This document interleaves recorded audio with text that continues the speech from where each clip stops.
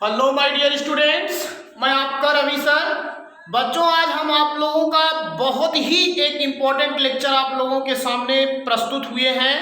आज हम आपको हाई स्कूल जो आपकी एनसीईआरटी पैटर्न पर आधारित केमिस्ट्री है, उस केमिस्ट्री का एक अनसॉल्व्ड पेपर का मतलब बच्चों ये हमारे सामने देखिए है, ये ऐसा चीज हुआ करता है कि जिसमें क्या हुआ करता है कि विगत वर्ष के जो क्वेश्चन होते हैं जो आए रहते हैं बोर्ड परीक्षाओं में, उन्हीं को ही अनसॉल्व्ड हम लोग कहा किया करते हैं, जिसमें केवल क्वेश्चन दिए रहते हैं कि जो बोर्ड परीक्षाओं में पूछे जाते हैं। आम भाषा में उसी को हम लोग एक तरीके से मॉडल पेपर कह सकते हैं।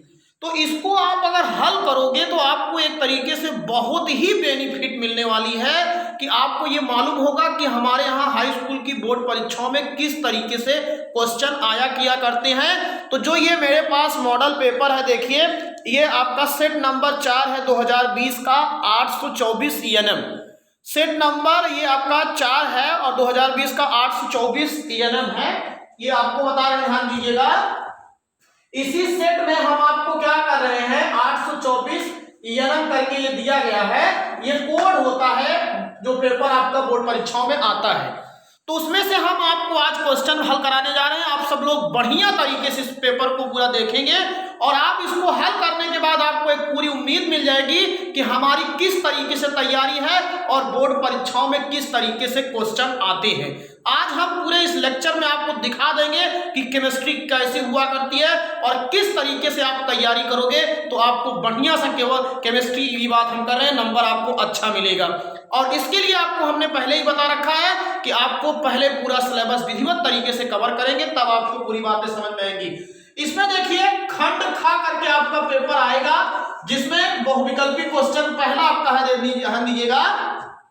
पहला जो क्वेश्चन है इसमें ध्यान दीजिए, वो है आपका क्या है कि निम्न में से, अब देखिए ध्यान दीजिएगा, बहुविकल्पी क्वेश्चन कह रहा है निम्न में से कौन सा तत्व, ध्यान दीजिए क्वेश्चन को, निम्न में से कौन सा तत्व धात्विक है।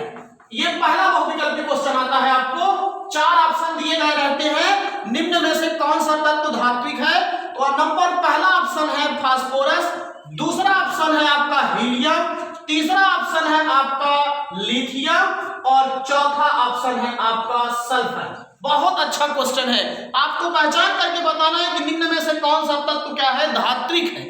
तो इसमें जो जवाब देना है आपको मालूम होना चाहिए। फास्फोरस में इलेक्ट्रॉन त्यागने की प्रवृत्ति नहीं होती है। फास्फोरस क्या होता है बाबू, ये अधातु होता है।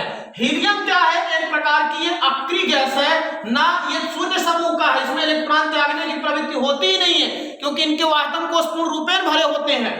और लिथियम जो होता है, यही आपका ऑप्शन सही है, लिथियम जो है ये धातु है। फर्स्ट ए और सेकंड ए वर्ग के तत्वों को हम लोग धातु कहते हैं क्योंकि इसमें इलेक्ट्रॉन त्यागने की प्रवृत्ति होती है। और जो सल्फर है आपका, ये क्या एक प्रकार की क्या है, अधातु है। तो ये चारों ऑप्शन में पहले वाले ऑप्शन में आपको टिक कौन सा करना रहेगा, लिथियम। इस तरीके से आपके बोर्ड पेपर में क्वेश्चन पूछे जाएंगे। निम्न में से कौन सा तत्व धात्विक है, तो ऑप्शन कौन सा सही है, लिथियम है। क्यों, क्योंकि इलेक्ट्रॉन त्यागने की प्रवृत्ति है। दूसरा क्वेश्चन देखिए, बहुत इंपॉर्टेंट क्वेश्चन दूसरा आ रहा है, कौन सा, ध्यान देंगे भैया, अब हम आपको अनसॉल्व्ड ही हल करवाएंगे एकदम बढ़िया सा। कौन सा कार्बनिक, ये क्वेश्चन आपको हम बता रहे हैं, ध्यान देंगे सब लोग, कौन सा कार्बनिक यौगिक असंतृप्त यौगिक है। बहुत अच्छा क्वेश्चन, असंतृप्त यौगिक है।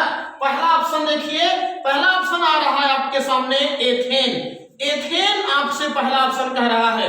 दूसरा ऑप्शन है भैया मेथेन, दूसरा ऑप्शन क्या है, मेथेन।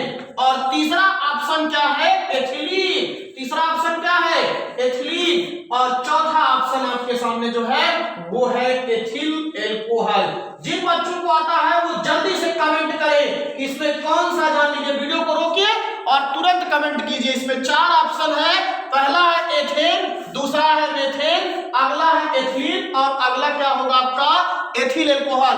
4 ऑप्शन है इसमें और आपको पहचानना क्या है, असंतृप्त यौगिक। तो सबसे पहले चीज ध्यान दीजिए कि असंतृप्त यौगिक किसे कहेंगे।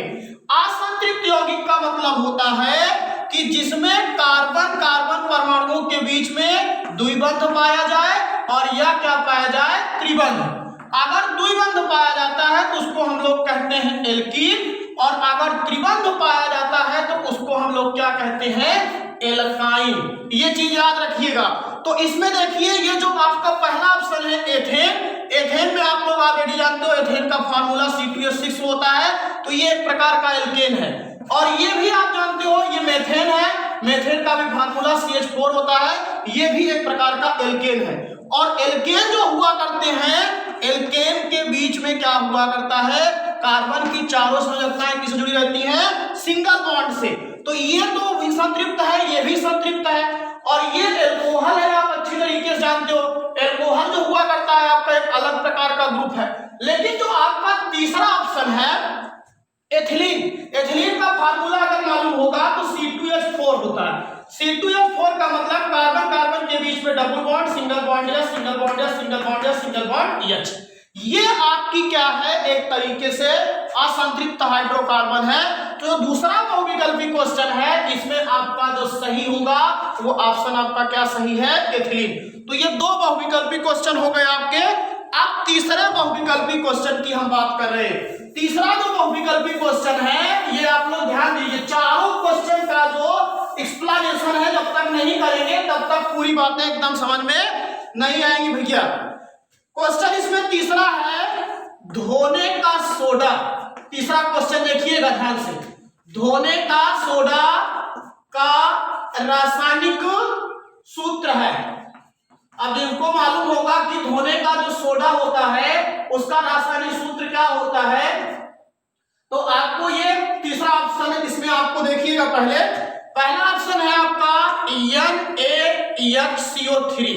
ये देखिए क्या ये धोने का सोडा है, तो इसको हम लोग कहते हैं सोडियम बाइकार्बोनेट। और ये जो है ये आपका कौन सा है, खाने वाला सोडा। कौन सा है आपका, ये खाने वाला सोडा, या इसी को हम लोग क्या कहते हैं, बेकिंग सोडा। दूसरा ऑप्शन जो है वो आपका क्या है, Na2CO3, Na2CO3 into 10H2O। और जो तीसरा ऑप्शन इसमें दिया गया है, तीसरा ऑप्शन है CaOCl2, और जो चौथा ऑप्शन है बाबू वो है आपका NaOH। चार ऑप्शन है, जिनको अगर आंसर मालूम है वो तुरंत जान लीजिए इसका आंसर दे सकते हैं। तो पहला जो है ये खाने वाला सोडा है, इससे तो कपड़ा वपड़ा साफ किया नहीं जाता है। इससे आप लोग क्या करते हो, इसको भोजन में मिला करके आप एसिडिटी को वगैरह को दूर किया करते हो। लेकिन जो दूसरा है सोडियम कार्बोनेट, और ये क्या है बाबू, ये तो आपका ब्लीचिंग पाउडर है। ब्लीचिंग पाउडर को आप लोग जानते हो अच्छी तरीके से, जल को शुद्ध करने के लिए किया जाता है इसका उपयोग। ये सोडियम हाइड्रोक्साइड है, या जिसको आप लोग क्या कहा करते हो, कास्टिक सोडा के नाम से जाना करते हो। तो आपको खुद ही मालूम हो जाएगा कि धोने का सोडा, या जिसी को हम लोग क्या कहते हैं, धावन सोडा। धावन सोडा का जो सही सूत्र है वो आपका दूसरा ऑप्शन क्या होगा, सही होगा। तो यहाँ पे चाहे धावन सोडा कहता, चाहे आपसे सोडियम कार्बोनेट कहता, तब भी आपको टिक यही करना होता, जान लीजिए। और ब्लीचिंग पाउडर को हम लोग विरंजक चूर्ण के नाम से भी जाना करते हैं। तो ये तीन बहुविकल्पी क्वेश्चन थे जो आपके इस सेट में पूछे गए हैं। और मैंने आपको बताया था सेट है ये 824 यगन करके है, उसी सेट में जाकर के आप इस क्वेश्चन को देख सकते हो। तो इस तरीके से जो बहुविकल्पी क्वेश्चन थे वो आपके हो जाते हैं। और अब देखिए क्वेश्चन नंबर इसमें जो दिया गया है 6 का है, वो क्वेश्चन आपका क्या है, कह रहा है निम्नलिखित यौगिकों का, ध्यान दीजिएगा, निम्नलिखित यौगिकों का संरचना सूत्र बनाइए। अब ये जो क्वेश्चन है, जो बच्चे IUPAC में सही से पढ़े होंगे वही जान लीजिए इस क्वेश्चन को हल कर पाएंगे। कह रहा है निम्नलिखित यौगिकों का संरचना सूत्र बनाइए। आपको क्वेश्चन क्या दिया गया है, नंबर 1 प्रोपेनॉल -2, ध्यान दीजिएगा। और दूसरा का क्वेश्चन दिया गया बाबू आपका पेंटेनल। अब आप दिमाग लगाइए, आपको हमने जब IUPAC ने बताया था तो उसमें बताया था कि आपसे 2 टाइप के क्वेश्चन पूछे जा सकते हैं। या तो आपको मॉलिक्यूलर फार्मूला दिया रहेगा और आपसे कहेगा कि उसका IUPAC ने बताइए, और यह कहेगा कि आपको देखिए यहाँ पे नाम दे दिया है और आप कह रहा है इसका संरचना सूत्र बनाइए। और तीसरा टाइप क्वेश्चन क्या होता है कि कंपाउंड दे देता है और आपसे कहता है इसमें बताइए कौन सा क्रियात्मक समूह है। तो 3 टाइप के क्वेश्चन आपसे पूछे जाते हैं, इस बात को दिमाग में रखिए। अब हमको इसका स्ट्रक्चर बनाना है, तो देखिए जो इसको नहीं मालूम एकदम आराम समझिए। देखिए ये लिखा गया है प्रोपेनॉल, तो मैंने कहा है सबसे पहले इसमें पहचाना करो कि जनक श्रृंखला क्या है।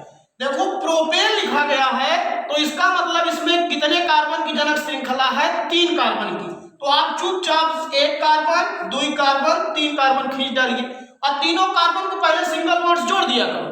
1 2 3 कार्बन खींच दिया और किसी एक तरफ चाहे जहां से इसकी नंबरिंग कर दो, 1 2 3 हो गया हमारा काम।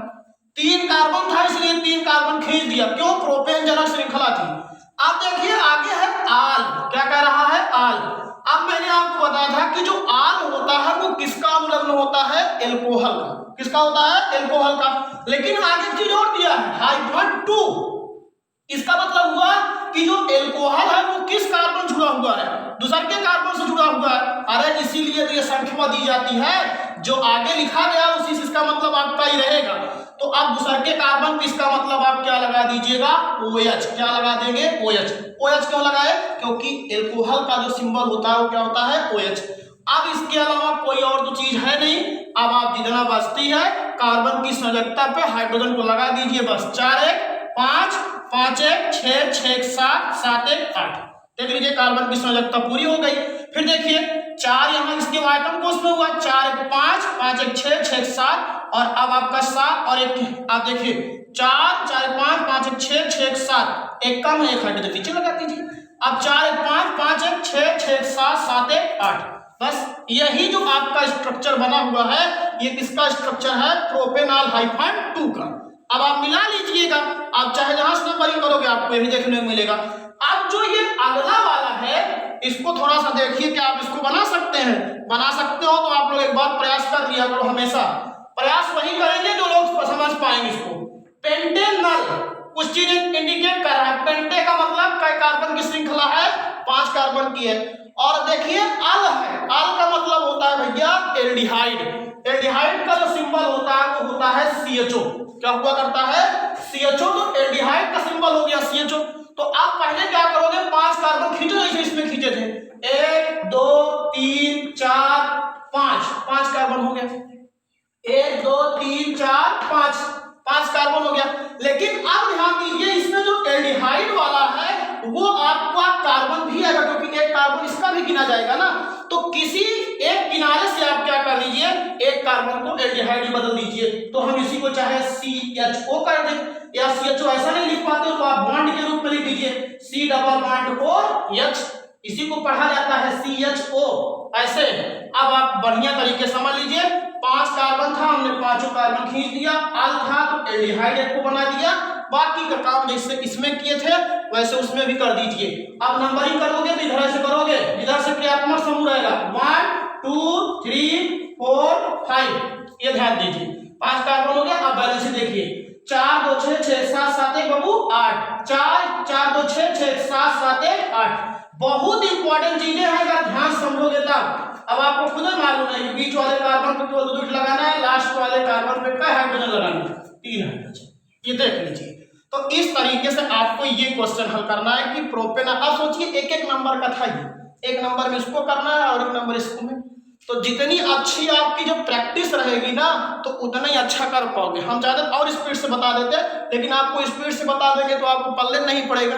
एक तो वैसे नहीं आपको समझ में आता है, और आपको जब तक यहाँ रुक के नहीं बताएंगे तब तक क्लियर नहीं हो पाएगा। तो ये बाबू आपका एक तरीके से कातिल गुतरी क्वेश्चन था। आगे वाले क्वेश्चन की तरफ चलेंगे, लेकिन आपको हम बार बार बता रहे हैं कि जब तक पूरी चीज एकदम विधिवत से पढ़े नहीं रहोगे तब तक मजा नहीं आएगा। और हो सकता है यही क्वेश्चन आपके यहाँ बोर्ड पेपर में आ जाए तब, इसीलिए इनको हल करना बहुत जरूरी है। क्वेश्चन नंबर इसी में देखिए 6 का ख है, कह रहा है भैया निम्नलिखित अभिक्रियाओं का संतुलित समीकरण लिखिए। ये क्वेश्चन देखिए, निम्नलिखित अभिक्रियाओं का संतुलित समीकरण लिखिए। ये क्वेश्चन तो आई होप सब बच्चे कर सकते हैं, लेकिन वही बच्चे कर सकते हैं जिनको फार्मूला मालूम रहेगा। जिनको फार्मूला नहीं मालूम है तो वो कहां से करेंगे। इसमें नंबर 1 ऑप्शन है, देखिए क्या कह रहा है, जिंक प्लस कह रहा है सिल्वर नाइट्रेट।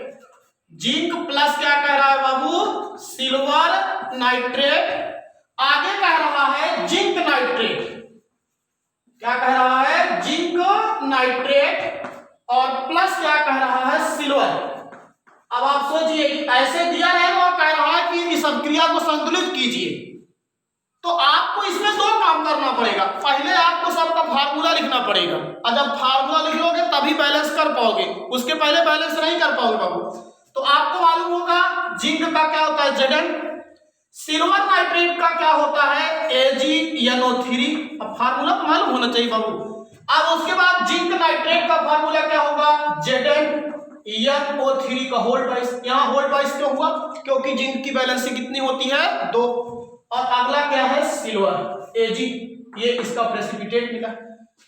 तो बच्चों को क्या होता है, ज्यादा करके केसेस में ये रिएक्शन दिया रहता है, लेकिन अब जब आपको यहां से दे दिया गया है तो आपके लिए प्रॉब्लम क्रिएट करेगा ना।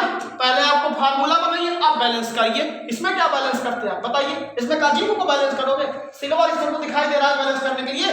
चलिए देखिए, यहाँ जिंक एक है, यहाँ एक है, बराबर। यहाँ पे देखिए जो पूरा नाइट्रेट वाला ग्रुप है इसके मॉलिक्यूल 2 है, तो यहाँ आगे 2 बढ़ा दीजिए। अब समझते हो खुद। अब 2 चांदी यहाँ हो जाएगा, तो 2 चांदी भी यहाँ कर दीजिए, गिन लीजिएगा। इक्वेशन आपका बैलेंस हो गया। जिन बच्चों को गिनना नहीं आता वो और ध्यान से देखें, एक जिंक 2 चांदी 2 चांदी, ठीक है। और जो नाइट्रोजन की संख्या है यहाँ पे 2 है, तो यहाँ पे देखिए 2 नाइट्रोजन, ऑक्सीजन में देखिए 2 3 6 2 3 6। कंफर्म हुआ ना जी, एकदम बढ़िया समझिए, कंटास समझिए इसको, नहीं समझ में आता तो डांस करिए। अगला क्वेश्चन है, इसी में देखिए है मैग्नीशियम, क्या है बाबू, मैग्नीशियम प्लस क्या कह रहा है, हाइड्रोजन क्लोराइड। क्या कह रहा है, magnesium plus hydrogen chloride changes दिया गया है। क्या, मैग्नीशियम क्लोराइड, क्या कह रहा है, मैग्नीशियम क्लोराइड, मैग्नीशियम क्लोराइड, और प्लस क्या हो रहा है, हाइड्रोजन। क्या हो रहा है बाबू, हाइड्रोजन। ये इक्वेशन दिया गया है। इधर देखिए, अब इसमें क्या करना है, आपको फिर वैसे काम करना है। यहां लिखोगे Mg, हाइड्रोजन क्लोराइड का मतलब HCl, और 3 के बाद MgCl2, मैग्नीशियम क्लोराइड का फार्मूला होगा बाबू, और प्लस क्या है, हाइड्रोजन। थोड़ा सा यहाँ इसको और आगे लिख देना चाहिए था, हाइड्रोजन गैस। आंसर में केवल हाइड्रोजन लिखा गया है, तो समझिएगा आप लोग हाइड्रोजन गैस। वैसे भी जानते हो ये धातु है और ये अम्ल है, और धातुओं की अभिक्रिया अगर अम्लों से कराई जाती है तो सॉल्ट बनता है, और कौन सी गैस निकलती है, हाइड्रोजन गैस। और वैसे भी विद्युत रासायनिक श्रेणी भी पढ़े हो कि मैग्नीशियम ऊपर है तो ये अम्ल से क्रिया करेगी तो हाइड्रोजन गैस बाहर करेगी। तो चाहे जहां समझ लीजिए, बराबर करिए, एक मैग्नीशियम, यहाँ क्लोरीन हाइड्रोजन संख्या 2 है, यहाँ 1 है, इधर 2 बढ़ा दीजिए बाबू, ये बराबर हो गया। तो ये जो इक्वेशन आया है, ये आपका कैसा इक्वेशन आया, संतुलित समीकरण। क्या आया, संतुलित समीकरण। और ये कैसा इक्वेशन आया आपका, संतुलित समीकरण। जैसे हम लिख रहे हैं ऐसे ही आपको क्या करना है, बोर्ड पेपर में भी क्या करना है, इसको लिखना है। ऐसे दिया रहेगा और आपको बैलेंस करके ऐसे लिखना है, तब एकदम बराबर नंबर आपको मिलेगा। 20 नंबर ऐसे नहीं मिलता है, 20 नंबर के लिए बहुत बड़ी मशक्कत करनी पड़ती है। अगला क्वेश्चन है, इसको आप लोग ध्यान दीजिएगा, 7 तक का आपके पास अगर कंसर्न है तो इसमें देख लीजिएगा, ये मॉडल पेपर जहां से आपको हम हल करा रहे हैं। 7 तक का जो क्वेश्चन है, पहला क्वेश्चन देखिएगा, कह रहा है कि प्रत्येक यौगिकों के 2 उपयोग लिखिए। प्रत्येक यौगिकों के 2 उपयोग लिखिए, मतलब जितने कंपाउंड दिए गए हैं इनके 2 उपयोग लिखना है। अब जो बच्चे समझते होंगे वो पढ़े हैं, उनको कोई समस्या होगी ही नहीं, और जो बच्चे अभी भी डांस कर रहे हैं वो डांस करें। नंबर 1 है कास्टिक सोडा। अब देखिए कितना घुमा के क्वेश्चन को किया है।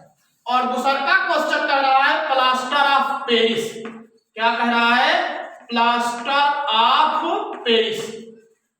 ये हमने आपको दोनों कंपाउंड पढ़ा दिया है। कास्टिक सोडा, कास्टिक सोडा का फार्मूला क्या होता है, NaOH। NaOH का पहला उपयोग होता है सोडियम कार्बोनेट को बनाने में। पहला इसका सबसे बढ़िया उपयोग इसका सोडियम कार्बोनेट को बनाने में। मैंने बताया था कि सोडियम हाइड्रोक्साइड के जली विलयन पर कार्बन डाइऑक्साइड गैस प्रवाहित कर लीजिए, सोडियम कार्बोनेट बनेगा। दूसरा इसका जो उपयोग किया जाता है NaOH का मेथेन गैस में भी बनाने, एस्टिक अम्ल की अपक्रिया जब हम सोडा लाइम के साथ करते हैं तो मेथेन गैस में भी। अगला इसमें कह रहा है प्लास्टर ऑफ पेरिस का उपयोग बताइए। प्लास्टर ऑफ पेरिस का जो फार्मूला होता है मैंने बताया CaSO4 × ½ H2O, calcium sulphate heavy hydrate को हम लोग क्या कहते हैं, प्लास्टर ऑफ पेरिस। तो प्लास्टर ऑफ पेरिस वैसे ही नाम से लग रहा है कि इसका उपयोग क्या हुआ करता है, जैसे टूटी हुई हड्डियां होती हैं और जो दांत होते हैं इन पे क्या हुआ करता है, जो प्लास्टर चढ़ाया जाता है, प्लास्टर को चढ़ाने में हाथ वगैरह में देखें ना व्हाइट कलर का जो चढ़ाया जाता है वो प्लास्टर ऑफ पेरिस ही होता है। दूसरा जो विभिन्न प्रकार के खिलौने होते हैं एवं मूर्तियां होती हैं, खिलौने एवं मूर्तियों को क्या करने में, जोड़ने में। जब बनाया जाता है तो आंख नाक कान को जब जोड़ा जाता है मूर्तियों का तो उसमें भी प्लास्टर ऑफ पेरिस का उपयोग किया जाता है। तीसरा आजकल घर को क्या किया जाता है, बहुत ज्यादा फिनिशिंग उत्पन्न करने के लिए या चिकनाई उत्पन्न करने के लिए भी क्या किया जाता है, प्लास्टर ऑफ पेरिस का उपयोग किया जाता है। तो दीवारों पर क्या किया जाता है, चिकनाई उत्पन्न करने में, जो सरफेस होती है उस पर अगर चिकनाई उत्पन्न करना होता है तो वहां पे हम इसका क्या करते हैं, उपयोग करते हैं। तो बाबू इस तरीके से आपका ये भी सेट क्या हुआ, समाप्त हुआ। अगला क्वेश्चन देखिए, इसी में ही 7 का ख जो क्वेश्चन है आप बढ़िया तरीके से इसको देखेंगे तभी पूरी बात एकदम समझ में आए, निकाल लीजिएगा। 7 का ख क्वेश्चन जो है बहुत अच्छा क्वेश्चन है, इसको ध्यान देंगे सब लोग। कह रहा है तत्व ए, क्या कह रहा है, तत्व ए का इलेक्ट्रॉनिक विन्यास, तत्व ए का क्या दिया गया है, इलेक्ट्रॉनिक विन्यास क्या दिया गया है बाबू, 2 8 7 है। तो अब आपसे क्या पूछ रहा है, तत्व का परमाणु क्रमांक, क्या पूछ रहा है आपसे, तत्व का परमाणु क्रमांक आप बताइए, तथा आवर्त बताइए इसका क्या होगा, आवर्त भी बताइए बाबू, और इसका वर्ग भी बताइए। आप कितना अच्छा क्वेश्चन है, इससे रिलेटेड एक क्वेश्चन आते हैं बोर्ड पेपर में, जान लीजिएगा। कह रहा है कि कोई एक तत्व है जिसका इलेक्ट्रॉनिक विन्यास क्या हुआ, 2 8 7।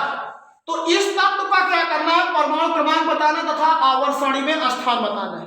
तो आपको हम बता रहे हैं जो ये इलेक्ट्रॉनिक विन्यास दिया गया है यही तो परमाणु क्रमांक होता है। तो जितना है इसको पूरा जोड़ लीजिए, तो जब जोड़ोगे यहाँ पे तो 2 8 7 आएगा। तो इसका मतलब जो ये तत्व ए है इसका इलेक्ट्रॉनिक विन्यास 2 8 7 है, तो इसका मतलब ये क्या हो गया आपका 17। 17 किसका होता है, क्लोरीन का, और ये हो जाएगा आपका 2 8 7। मतलब जो तत्व का परमाणु क्रमांक है इसी को पूरा जोड़ डालिए, और जब जोड़ डालोगे तो उसका परमाणु क्रमांक आ जाएगा। तो जो तत्व है उस तत्व का जो परमाणु क्रमांक है वो आपको मिल गया कितना, 17। कितना मिल गया, 17। दूसरा चीज क्या पूछ रहा है आपसे कि तत्व का क्या ज्ञात कीजिए, आवर्त।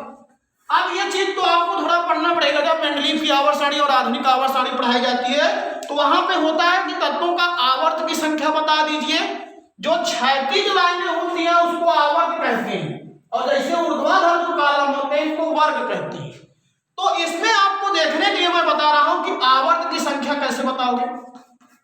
तो आवर्त की संख्या को बताने के लिए आप कुछ मत देखा करो, इलेक्ट्रॉनिक विन्यास में कई सेल है, कई सेल है, 3। तो आवर्त की संख्या कितनी हो गई, 3। अभी जैसे लिखा होता है 2 8, तो आवर्त की संख्या कितनी हो जाती है, 2, क्योंकि 2 सेल है। और अगली चीज वर्ग की संख्या पूछ रहा है, तो वर्ग की संख्या के लिए हम बताते हैं कि वाह्यतम कोश में इलेक्ट्रॉन देखा करो। वाह्यतम कोश में का इलेक्ट्रॉन है 7, तो इसके वर्ग की संख्या क्या हो जाएगी, 7। और ये पी ब्लॉक का है तो क्या हो जाएगी, 8।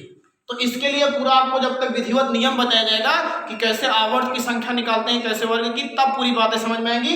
लेकिन अभी इतना बता रहा हूं कि जो ये सेल की संख्या होती है यही आवर्त की संख्या होती है, और वर्ग की संख्या जो होती है वो वाह्यतम कोश में उपस्थित जो हुआ करती है इलेक्ट्रॉन की क्या हुआ करती है, संख्या। तो ये अब आपको समझ में आ गया होगा। परमाणु क्रमांक कितना होगा, 17, आवर्त की संख्या कितनी होगी, 3, और वर्ग की संख्या क्या होगी, 7th A।